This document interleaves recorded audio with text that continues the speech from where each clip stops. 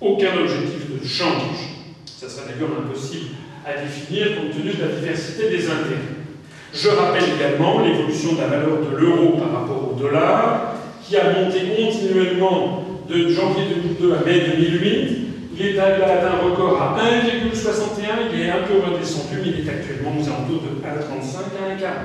Il pénalise très lourdement l'industrie française, et beaucoup plus lourdement l'industrie française que l'industrie allemande, par exemple, parce que, en réalité, les différentes économies n'ont pas les mêmes réactions au taux de change externe de la monnaie.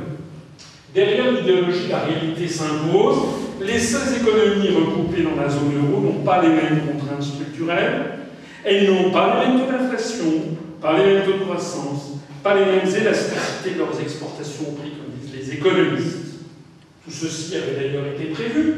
Le prix Nobel d'économie Milton Friedman avait dit au journal Die Welt en 2002 que le succès de l'euro restait incertain parce que ce qu'il fallait, c'était, dans la mesure où on se privait de l'arme de la dévaluation, il fallait remplacer cela par de la flexibilité, c'est-à-dire des salaires flexibles, des prix flexibles, beaucoup de concurrence et de mobilité. En réalité, on s'aperçoit que ce n'est pas le cas, qu'il n'y a pas de convergence des économies au sein de la zone euro.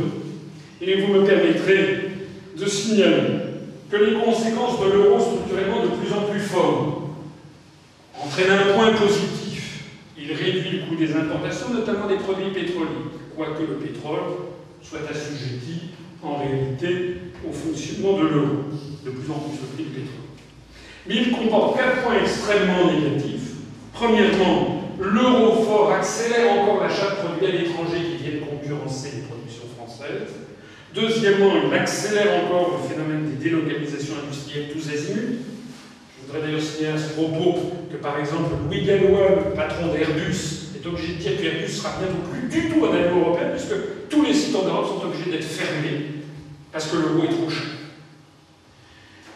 L'euro fort accroît la tension entre les États membres de l'Europe, parce qu'un euro fort pénalise lourdement l'industrie et les services français, mais ne défavorise pas du tout de la même manière l'industrie allemande. Alors ça me paraît un petit peu